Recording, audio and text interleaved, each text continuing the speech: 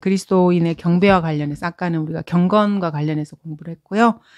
이번에는 경배와 관련해서 실질적인 내용을 조금 간단하게 보도록 하겠습니다. 한 30-40분이면 마무리할 것 같습니다. 자, 아시는 것처럼 그리스도인들은 진리로 경배를 드리는 사람입니다. 요한복음 4장 23절에 보시면은 그러나 참된 경배자들이 아버지께 영과 진리 경배드릴 때가 오나니 바로 지금이라. 이는 아버지께서 자기에게 경배드리는 그런 자들을 찾으심이니라. 그래서 하나님 아버지께서는 영과 진리로 경배드리는 자들을 찾으신다고 말씀하고 계십니다. 주님이 이런 사람을 찾고 계시는 거예요. 자, 영으로 경배를 드린다는 말은 사람은 영과 혼과 몸으로 된 존재잖아요. 이 영이 거듭나야 되는 것입니다. 거듭나는 건 예수 그리스도를 진짜 자기 구주로 믿는 사람은 영이 거듭난 사람인 거고요. 그 다음에 진리로 경배를 드린다 그랬는데 진리의 말씀이 있어야 경배가 가능한 거예요. 그래서 하나님의 말씀이 없는 사람들은 하나님께 경배를 드릴 수가 없는 것입니다. 그래서 저희가 기록된 보존된 하나님의 말씀을 그렇게 강조하는 이유가 말씀이 없으면 하나님께 경배 자체가 불가능하기 때문에 그렇습니다. 근데 말씀도 없이 하나님을 경배드린다고 하는 사람들이 많다는 것이 참으로 웃기는 일인 거예요. 세 번째가 말씀을 믿고 공부해야 되는 거예요. 이것이 영과 진리로 하나님께 경배드릴 수 있는 방법인 것입니다. 그러면 경배가 뭔지를 먼저 한번 살펴볼게요. 경배라고 하는 것은 하나님 한 분에게 드리는 게 경배거든요. 하나님을 살아계신 인격자이자 살아계신 존재로 저희가 받아들이는 거죠. 그리고 하나님 아버지는 신들 중에 신이시고 왕들 중에 왕이시고 또 주들 중에 주, 전능하신 분, 영원하신 분, 알파와 오메가, 처음과 끝, 창조주, 여러 가지 그 명칭이 있잖아요, 주님의. 근데 거기에 맞게 주님을 숭배하는 거예요. 자, 이 경배의 의미를 한번 이렇게 쭉 살펴봤을 때 있는 그대로의 주님을 있는 그대로 높여드리는 게 사실은 경배예요. 그래서 하나님을 알지 못하면은요, 경배가 불가능해요. 그리고 아까 영과 진리로 경배드린다 그랬잖아요. 거듭나지 않은, 예수 그리스도를 믿지 않는 사람은 참된 하나님께 경배드린 게 불가능합니다. 그 사람들이 종교를 만들고 아무리 온갖 짓을 해도 그건 주님이 받는 경배가 아니에요. 그래서 하나님께 경배를 드릴 수 있는 사람은 거듭난 그리스도인 뿐입니다. 그 중에서도 올바른 성경을 찾고 진리의 말씀을 공부해서 아는 사람만이 합당한 경배를 드릴 수가 있는 것입니다. 성경에서 처음으로 우리 첫 언급의 법칙이란 말을 많이 쓰죠. 경배가 언급된 부분이 창세기 22장 5절이에요. 근데 여기가 22장 여러분 아시죠? 아브라함이 100세에 얻은 아들 이삭을 제물로 희생시키려고 했던 그 내용이 지금 여기 있는 내용이거든요. 창세기 22장 5절 거기에서 경배라는 말이 성경에서 처음으로 언급이 됐어요. 처음으로 그 단어가 언급이 됐다. 이 말은 그 단어의 뜻이 무엇인가를 정의해 주는 거예요. 경배란 말이 무슨 뜻인가? 여기 보면은 그래서 경배는 항상 피의 제사와 관련이 있어요. 피의 제사가 없는 경배는 경배가 아닙니다. 그럼 그리스도인은 무슨 피를 가지고 하나님께 나아가는 것인가? 당연히 우리 주 예수 그리스도의 보혈을 가지고 나아가는 것입니다. 그래서 그리스도인들만이 하나님께 경배를 드릴 수가 있는 것입니다. 그리스도인이 아닌 사람은 경배가 불가능해요. 그냥 피가 없어요. 자, 구약에서 경배를 드릴 때는요, 성전이 있을 때는 성전에서 했고요. 그 다음 그 전에는 성막을 세워서 했고요. 성막이나 성전에 반드시 제물이 있어야 돼요. 하나님 앞에 나아갈 때는 양이나 소나 염소를 잡아서 그 피를 뿌리고 나갔어요. 지성소에 계신 하나님께 그 제물을 드렸던 것입니다. 그래서 예수 그리스도의 피와 무관한 경배는 하나님께 절대 받아들이지 않으십니다. 신약에서는 경배가 마태복음 예수님께서 이제 태어나셨을 때 우리 동방의 그 현자들이라 그러죠. 그 사람들이 별을 보고 예수님께 경배드리러 왔다고 했을 때 신약에서는 처음으로 경배라는 단어가 쓰였어요. 그러니까 예수님과 관련되었을 때 경배라는 단어가 쓰인 거죠. 그 말은 주 예수 그리스도께서 구약의 하나님이고 창조주이시고 아까 저희가 언급했던 알파 오메가, 이 경배를 받으시기에 합당한 분이라는 것입니다. 성경적으로 봤을 때 경배는 오직 하나님 한 분께만 드리는 게 경배입니다. 세상에서 온갖 그 종교에서 뭐 자신들이 만든 뭔가에게 이렇게 경배하고 이런 건 사실은 경배가 아니에요. 사탄이 뒤에 숨어서 마귀가 그 경배를 받는 거죠. 예수님도 경배에 관해서 뭐라고 말씀하셨냐면은 마태복음 4장에 보시면은 그 사탄에게 시험을 받으실 때 주 너의 하나님께 경배하고 오직 그분만을 섬기라 그랬어요. 그래서 경배의 대상은 오직 주 하나님 한 분뿐이시고 그분이 육신으로 나타나신 주 예수 그리스도 그분 외에는 경배의 대상은 없는 것입니다.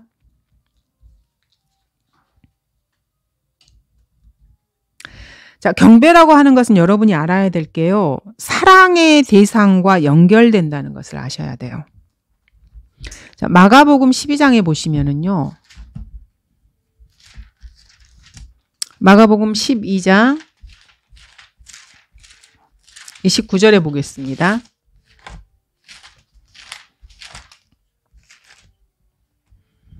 (12장) 29절에 보시면은 자, 주님께서 이제 그 첫째 되는 계명이 뭔가를 누가 질문하셨을 때 답변을 주신 것입니다. 오 이스라엘아 들으라. 모든 계명들 중에 첫째는 이것이라.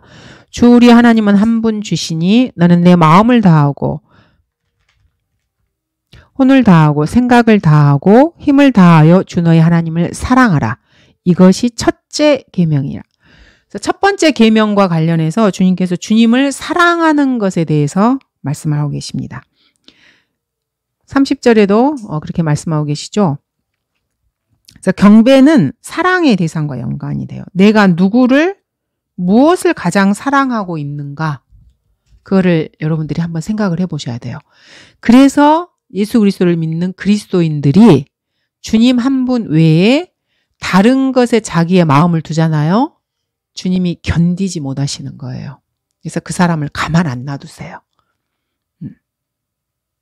그래서 여러분이 주님보다 더 사랑하는 내가 마음을 두고 있는 그 대상이 뭔지 인간은 끊임없이 그걸 이렇게 점검을 해보셔야 돼요. 성도들이 특히. 왜냐하면 그게 사실은 자기가 경배하는, 숭배하는 대상이거든요. 어떤 사람은 자기 남편을 숭배하는 사람도 있고요. 대부분의 여자들은요, 결혼을 하면은 자녀들을 숭배를 해요. 애들이 성인이 되기 전까지. 자기가 무엇을 가장 사랑하는지를 잘 보셔야 돼요. 왜냐하면은 그것을 통해서 사탄이 그 사람을 시험을 하기 때문에 그래요. 그래서 자기가 무엇을 사랑하는지는 사람마다 다 달라요. 어떤 사람은 남편을 제일 사랑하지만 어떤 사람은 남편 그거 아무것도 아니라고 생각하는 사람도 있고요. 뭐 어떤 사람은 교육을 사랑하는 사람이 있어요. 그래서 자기가 뭔가를 배우는데 인생의 모든 걸 이렇게 쏘는 사람이 있고 어떤 사람은 남편과 자녀가 전부인 사람도 있고요. 어떤 사람은 자기 처가가 전부인 사람도 있고 사람마다 달라요. 그래서 누군가가 아유 남편을 따라서 교회를 버렸대 그러면 어떤 사람은 비웃어요. 아유 그거 아무것도 아닌데 그런 거를 따라갔을까? 참 웃기다. 근데 그 사람에게는 남편이 사랑의 대상이어서 그런 거고요. 자기에게는 또 다른 사랑의 대상이 있을 수가 있는 거예요. 자기가 사랑하는 대상. 그게 뭔지를 하나님이 아닌 뭔가가 있는지를 잘 이렇게 분별하셔서 그거를 제거를 시키셔야 돼요.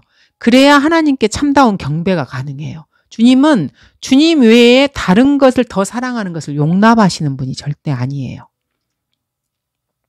목숨을 바쳐서 갈보리에서 신부를 얻으신 거잖아요. 주님께서. 그 신부가 자신보다 다른 누군가를 더 사랑하는 것. 다른 대상, 뭐 사람은 아니어도 절대로 용납하지 않으셔요. 결혼을 했는데 부부가 배우자가 뭐 여자든 남자든 자신의 배우자보다 다른 사람에게 관심을 더 두고 더 마음을 주면 여러분 그거 가만 놔두시겠어요? 가만 안 놔두지.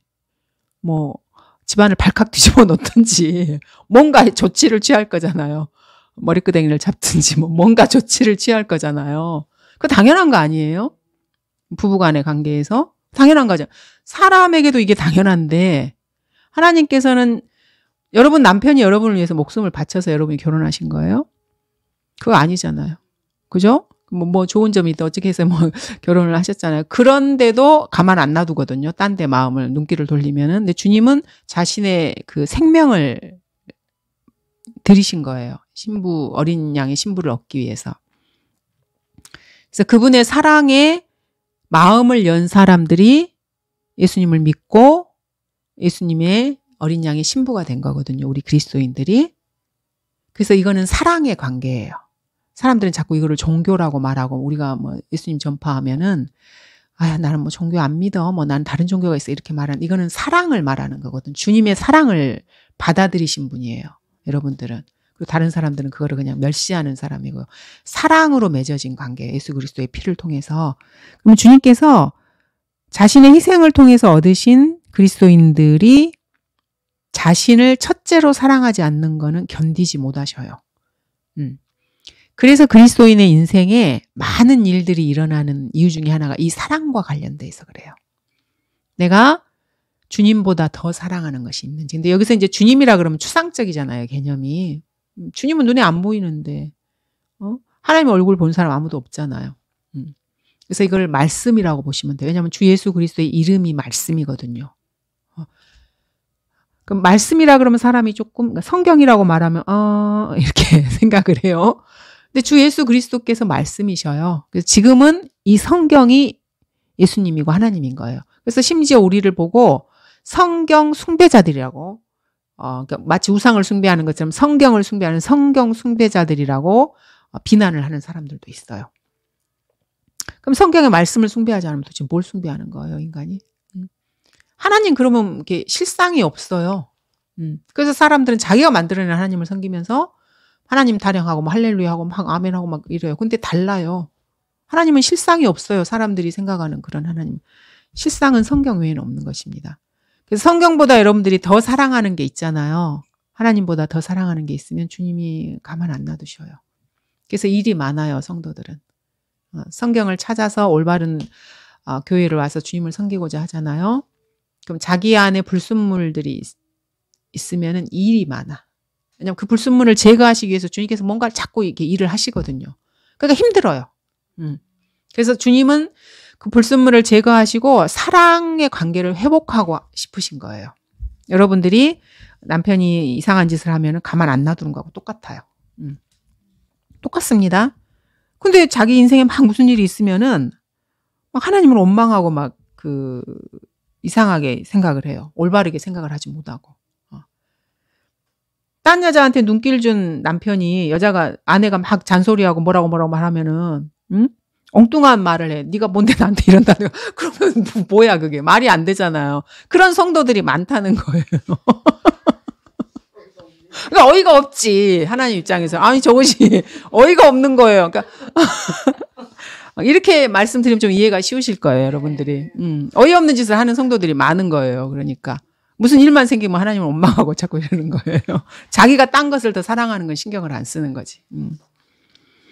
주님께서는 사랑을 요구하시는 것입니다. 시편 45편 11절도 보겠습니다. 그러면 왕이 내 아름다움을 크게 탐내리니 이는 그가 너의 주심이라 너는 그를 경배할지니라. 경배라는 단어가 나오잖아요. 여기서 왕은 주 예수 그리스도를 말하는 거고요. 너의 아름다움이라고 했을 때 여기서 너가 우리 그리스도인들을 말하는 거예요. 셋째 하늘에 올라가서 지금 어린 양의 혼인식과 관련된 내용이거든요. 시편 45편은 1절에 보시면 내 마음이 좋은 일을 시로옵나니. 자, 우리 그리스도인들에게 인생에 있어서 가장 좋은 일이 어딜까요? 그리스도인의 심판석은 별로 이렇게 좋은 일은 아닌 것 같아요. 휴거되는 건 너무너무 좋은데 시편 45편입니다. 휴거되는 일은 너무너무 기다리고 너무너무 좋은데 그리스도의 심판석에 서야 되잖아요. 이제 휴거되고 나면. 그거는 별로 이렇게 달가운 일은 아니야. 근데 어린 양의 혼인식은 너무너무 좋은 일이에요. 그래서 이 45편이 어린 양의 혼인식과 관련된 내용이거든요. 거기서 이제 너는 그를 경배할지니라고 우리 어린 양의 신부에게 말씀하고 계십니다. 경배는 아까 우리가 하나님만 받으신다 그랬잖아요. 그러니까 주 예수 그리스도를 지금 말씀하고 있는 것입니다. 그래서 구약에서도 뭐 당연히 주 하나님만을 이렇게 섬기라는 이야기가 계속해서 나오죠. 그래서 마귀도 이 경배를 너무너무 받고 싶어요. 아까 우리 저기 마귀가 따라장이라 그랬잖아요.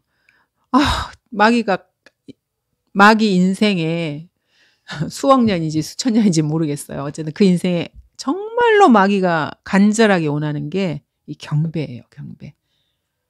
마귀가 가장 원하는 게 이 경배. 왜냐하면 저희가 아까 봤잖아요. 이 경배는 사랑과 연관이 된다고요. 그래서 인간이 자신 안에 욕심에 이끌려서 사실은 사탄을 숭배하는 거예요. 마귀를 숭배하는 우상 숭배자들은 다 사탄을 숭배하는 자들이거든요. 인간의 욕심과 욕정이 이 마귀와 연결되어 있는 거예요. 그래서 그거를 통해서 마귀가 그 사람들을 통해 경배를 받게 되는 것입니다. 그래서 마귀가 예수님께도 그랬잖아요. 내가 내게 엎드려 경배하면 내가 이 모든 것을 너에게 주리라. 심지어 창조주 하나님에게조차도 마귀는 네가 나한테 경배하라고 지금 이렇게 요구를 하고 있는 거예요. 그런 시험을 했었던 거고요. 그래서 마귀는 사람이, 그러니까 하나님의 피조물들이 하나님이 아닌 자기 자신을 경배할 것을 요구하고 있어요. 근데 주님은 영과 진리로 경배드리는 자를 찾으시는데 마귀도 그걸 원하는 거예요. 가장 원하는 게 그거예요. 그러면 마귀가 가장 시기하는 게 뭐겠습니까? 영과 진리로 경배드리는 그리스도인을 극도로 혐오하고 싫어하고 시기하고 구원받는 거는 이제 어쩔 수 없이 놓쳤지만은 이 경배를 자기한테 돌리고 싶어 하는 거예요. 그 세상을 향하게 하고 하나님에게서 눈을 떼고 싶어 하는 거예요. 뭐 여러분들 중에서는 그런 사람 없겠지만은 연인들이 사랑에 빠지면 두 사람만 쳐다보거든요. 그러면 어쩔 때는 정말 이렇게 사랑하는 사람들을 보면 그게 예뻐요. 사실은 정말 이렇게 사랑하고 서로 위해주고 이런 걸 보는데 이제 마음이 못된 사람들은 시기하잖아. 자기는 그런 게 없는데 아우 저것들은 이러면서 이제 눈꼴 싫어하고 좀 이렇잖아요. 마귀가 그러는 거예요. 자기가 받고 싶은 거를 하나님과 성도가 이렇게 교제하면서 사랑하고 기도 응답하고 서로 위해주고 이러면 그 꼴을 못 보는 거예요. 그러니까 계속해서 성도를 끌어당겨서 하나님에게서 눈을 떼서 세상을 보게 해서 세상을 보는 건 결국 자기를 보게 하는 거거든요. 이 세상의 통치자가 마귀이기 때문에. 그래서 그 사랑을 자기가 받고 싶은 거예요. 자기가 경배를 받고 싶은 거고요. 그러면서 세상을 제시해요. 네가 나한테 경배하면 내가 이거 줄게. 이렇게. 그래서 수많은 사람들이 그 길을 따라가잖아요. 수많은 사람들이. 네가 이렇게 하면 내가 이거 줄게. 좀 월급도 조금 올려주고 좋은 저희 직장도 주고 결혼도 잘할 수 있게 해줄게. 이렇게 해서 계속 세상으로 이렇게 사람들을 이끌어가는 거예요. 하나님을 못 보게 하는 것입니다. 제가 요한일서 2장은 그때 한번 살펴보았습니다. 요한일서 2장 15절에서 17절 그때 세 가지 그 정욕에 대해서 안목의 정욕, 생애 육신의 정욕, 생애 자랑에 대해서 봤었죠. 이 구절 한번 읽어볼게요. 세상도 세상에 있는 것들도 사랑하지 말라. 누구든지 세상을 사랑하면 아버지를 사랑함이 그 안에 있지 아니하니. 그래서 마귀가 자꾸 세상으로 사람을 이끌어내는 거예요. 그래서 대만은 세상을 사랑하여서 바울을 떠나버렸잖아요. 근데 지금도 대마들은 너무너무 많아요. 주님보다 세상을 더 사랑해서 세상으로 가버린 사람들 너무너무 많습니다. 근데 이 세상에 있는 것은요. 육신의 정욕과 안목의 정욕과 생의 자랑이에요. 아버지께 속한 것이 아니라 세상에 속한 것이기 때문에 세상에는 우리 주 예수 그리스도께 속한 게 없습니다. 세상도 세상의 정욕도 사라지지만 하나님의 뜻을 행하는 자는 영원히 거하느니라. 그래서 마귀가 이것을 시기해서 자꾸 세상을 사랑하게 만드는 것입니다. 경배라고 하는 것은 더 우월한 존재에게 경의를 표하기도 하고 존경을 표하는 것인데 하나님보다 우월한 존재는 없잖아요. 그래서 하나님만이 지극히 높으신 분이고요. 경배를 받기에 합당한 분이기 때문에 우리는 하나님께만 경배를 드려야 됩니다. 사람이나 천사 그 외에 어떤 것도요. 경배의 대상이 될 수 없습니다. 근데 성경에 보면은 신실했던 사람들도요. 엉뚱한 것에 경배를 하려고 했던 그 유혹을 받았던 경우가 몇 가지가 나와요. 그래서 우리가 이제 말로는 쉽게 하나님 한 분만이 경배를 받는다고 뭐 당연한 거 아니야? 당연히 이렇게 생각을 하잖아요. 근데 사람들이 끊임없이 유혹을 받는 거예요. 다른 것에 경배를 하려고 하는 그 유혹이 있는 것입니다. 사도행전 10장 25절 보시면은 여기 지금 코넬료가 나오거든요. 이제 베드로가 이 사람한테 이제 와서 이렇게 설교를 해서 이제 거듭나게 하는데 10장 25, 26절에 보시면은 베드로가 들어서자 코넬료가 그를 맞아 그의 발 앞에 엎드려 경배하더라 지금 이렇게 나와요. 그러니까 사람에게 지금 이렇게 하는 거예요. 26절에도 보시면은 그러자 베드로가 그를 일으키며 말하기를 일어서라 나도 사람이라. 사람이나 천사에게는 경배를 드리면 안 되는 거예요. 근데 사람은 끊임없이 그러한 유혹을 받는 것입니다. 그리고 계시록에도 보면은 이제 계시록은 요한이 썼잖아요. 계시록 19장 10절에도 보시면은 요한이 천사한테 경배하려고 그래요. 그때 우리 그 표킹하고 성경 비교하면서 이 구절을 한번 살펴봤거든요. 표킹에서는 경배를 해버리게 만들었잖아요. 근데 경배하려고 했는데 경배를 한 건 아니에요. 교회가 하나님의 다른 존재에게 경배하면 말이 안 되잖아요. 19장 10절에 보시면은 내가 그에게 경배하려고 그의 발 앞에 엎드리니 경배는 안 했어요. 하려고 엎드린 거예요. 그가 내게 말하기를 삼가 그리하지 말라. 경배하지 말라는 거예요. 이 천사에게 지금 경배를 하려고 했던 것입니다.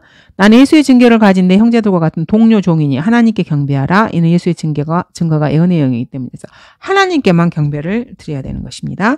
그래서 이제 우리가 그때 이 천사가 다니엘이라는 것을 살펴보았습니다. 그래서 이 땅에 살 때는 사람들이 다 사람이지만은 죽어서 이렇게 하늘나라를 가거나 이렇게 하면은 이 땅의 사람들에게 이들이 천사로 보인다는 것을 배웠어요. 그래서 우리 그리스도인들도 나중에 재림할 때 능력의 천사로 내려와요. 우리가 천사가 되는 거예요. 근데 이제 예전에 하나님께서 지으셨던 천사하고는 종류가 다르지만 지상의 사람들에게는 우리가 천사로 보이는 것입니다. 그런 능력을 가진 사람으로 바뀌는 거죠. 하늘나라에 가게 되면은요.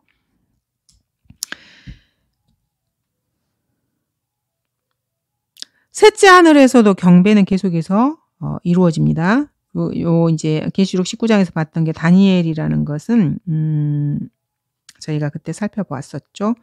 계시록 5장도 한번 보겠습니다. 5장 12절에도 보시면은 큰 음성으로 말하기를 죽임을 당하신 어린 양이 권세와 부귀와 지혜와 힘과 존귀와 영광과 찬송을 받으시기에 합당하시도다. 이렇게 영광과 찬송을 받으시기에 합당하시다고 주 예수 그리스도께 이렇게 지금 말씀을 드리고 있는 것입니다. 다니엘 2장 46절을 보시면은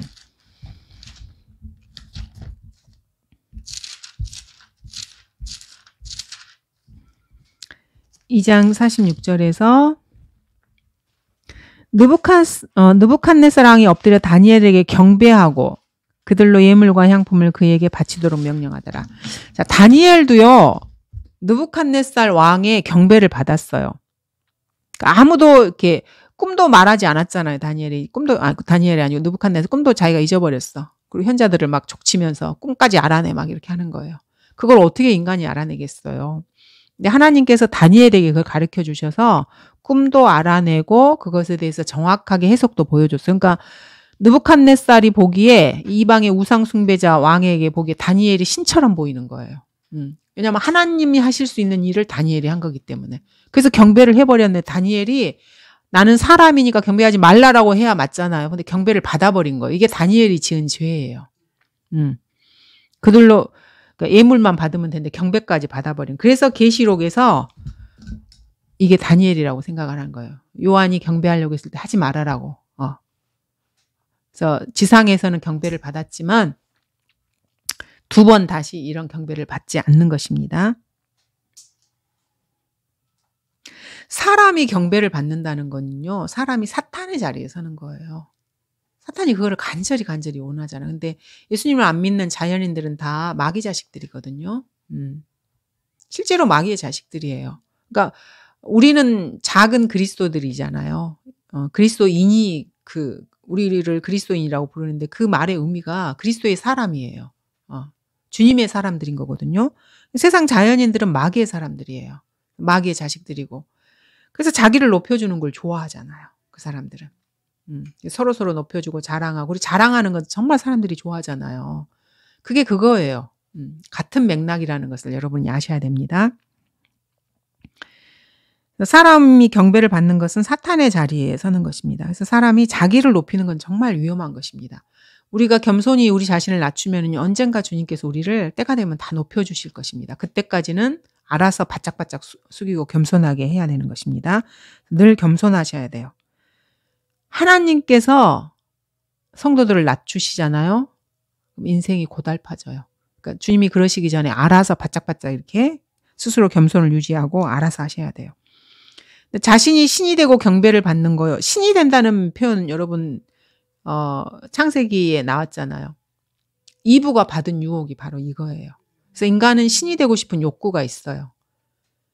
그 선악과를 먹으면 눈이 열려서 신들과 같이 된다 그랬잖아요.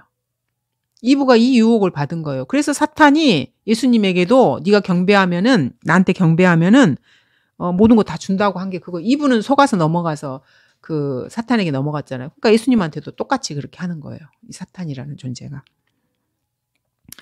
그래서 이 이브의 후손들은 자기도 경배를 받고 싶어요. 자기가 신이 되고 싶어 하는 거예요. 그러니까. 그래서 인간들은 계속해서 높아지고 싶고 다른 사람이 자기를 높여주는 걸 좋아하고 이러는 거예요. 본성적으로요. 그리고 그들이 마귀의 자식들이기 때문에 마귀가 경배받고 싶어 하는 것처럼 자기들도 경배를 받고 싶어 해요. 높임을 받고 싶어 하고요. 그래서 같은 맥락이라는 것을 여러분이 아셔야 됩니다. 하지만 성경에서는 경배는 오직 하나님 한 분께만 드리는 것입니다. 구원받지 않은 죄인들은 이 하나님께 드리는 경배를 이해하지 못합니다. 저희가 이제 고린도전서 2장에서 자연인에 대해서는 여러 번 살펴봤어요. 구원받지 않은 자연인들은 이 영의 일을 절대로 모릅니다. 영은 주님께서 내가 너에게 한 말이 생명이고 영이라고 말씀하셨잖아요. 그러니까 주님의 말씀과 관련된 게 영의 일이에요. 눈에 보이지 않는 이상한 천사를 봤다든가 이런 게 영의 일인 게 아니고요. 자연인들은 그래서 이 성경을 이해를 못하고요. 그리스도인들을 이해를 못하는 건 당연합니다. 그래서 주님은 이분법적 사고를 가지고 계신 분이에요. 우리가 이렇게 딱딱딱 나누면 요즘은 이분법적 사고를 하면은 사람들이 그거를 극단적이라고 싫어해요. 그리고 교육을 못 받은 사람이라고 생각하고요. 다들 그렇게 생각하거든요. 그리고 학교나 이런 데 가면은 수많은 사람들의 의견을 이론을 배워요. 어떤 절대 진리를 배우는 게 아니고 그래서 너도 옳고 나도 옳고 너는 그렇게 생각해도 되고 나는 이렇게 이런 거를 배우는 거예요. 절대 진리를 배우지 않아요. 근데 주님께서는 항상 흑과 백을 정확하게 나누시는 분이에요. 주님은 나누시는 분이라는 걸 아셔야 돼요. 혼란을 이렇게 모든 것이 섞여져서 이렇게 돼버리면 이게 혼란이 되는 거예요. 이거는 마귀는 혼란의 창시자여서 자꾸 뭐를 섞어요. 주님은 나누시는 분입니다. 선과 악을 나누시고 빛과 어둠을 나누시고 옳고 그름을 나누시고요. 경계를 나누시고요. 민족들도 나누셔요. 그래서 민족들도 자기가 가야 될 경계가 있어요. 근데 지금은 지구촌이라 그래서 온 인류가 막 여기저기 돌아다니느라고 바쁘잖아요. 온 세상을 근데 주님은 이렇게 나누시는 것입니다. 죄인들의 경배의 대상은 지금은 이제 나무나 돌 이렇게 세부치로 이렇게 우상 숭배하는 거는 이제 하수야, 하수. 불교나 힌두교나 이건 하수 종교고요. 지금 사람들은 자기는 종교가 없다고 말을 해요. 나는 무교야, 이렇게 말을 하기도 하고 그렇습니다. 근데 그 사람들이 섬기고 경배하는 것은 돈, 그다음에 교육. 요즘은 교육이 많이 지식을 많이 사람들이 섬기죠. 그리고 섹스. 그래서 돈과 성과 교육. 하나님께서는 그분께 경배드리는 자를 찾으신다 그랬죠. 영과 진리로 드리는 경배는 성령 안에서 드리는 것입니다. 요거는 이제 로마서에 이렇게 쭉 보시면 나오는데 성령 안에서 드리는 거고요. 로마서 14장 한번 보겠습니다. 14장 17절에 하나님의 나라는 먹고 마시는 것이 아니라 다만 성령 안에서 의와 화평과 기쁨이라고 말씀하셨습니다. 그리고 성령의 인도하심을 따라서 드리는 겁니다. 이거는 저희가 로마서 8장에서 많이 살펴봤습니다. 성령의 법에 따라 사는 것에 대해서는. 그리고 진리의 말씀에 근거하는 것입니다.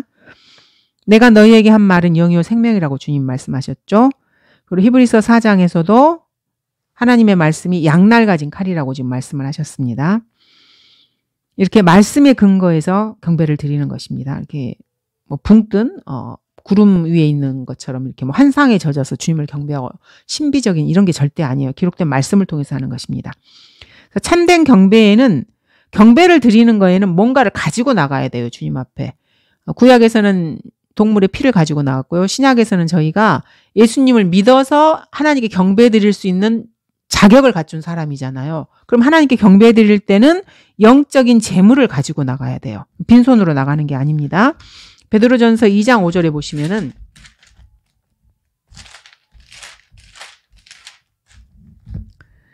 너희도 산돌들로서 영적인 집으로 지어지고 예수 그리스도로 인하여 하나님께서 기뻐하실 영적인 제물들을 드리는 거룩한 제사장이 되는, 우리가 지금 제사장이거든요. 영적인 제사장. 거룩한 제물을 드리는 사람들이요. 뭐 제물을 주님 앞에 드려야 되는데 구약에서는 동물을 잡아다가 이렇게 제물을 드리는, 그럼 이 신약에서 도대체 뭘 가지고 주님 앞에 나가야 되는가? 동물을 안 잡는 거 우리가 다 알고 있잖아요. 그럼 뭘 드리는 거예요, 주님 앞에? 신약에서는. 마지막 퀴즈. 빨리 답변해 보세요. 그동안 배우셨으니까. 이거 되게 많이 배웠는데. 무슨 재물을 가지고 나가야 돼요, 주님 앞에? 네, 산재물이에요. 산재물을 드리는 것입니다. 이 산재물이 누구입니까? 자기 자신이에요.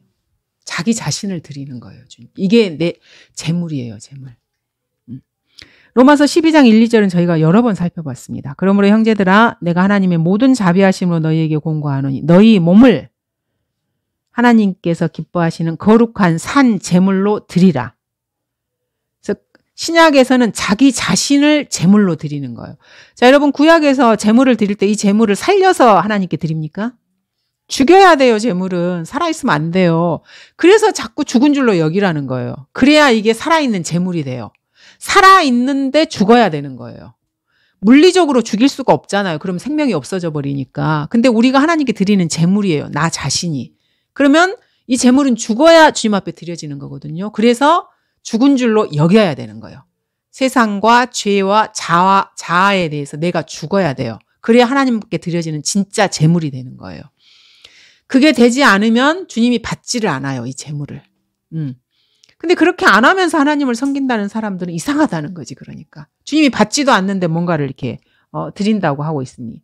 이것이 너희가 드릴 합당한 예배라고 말씀하시죠. 이게 예배예요, 진정. 우리 물론 교회에 와서 예배로 모여서 주님 앞에 이렇게 드리지만은 내 몸을 산 제물로 드리는 게 진정한 합당한 예배인 것입니다.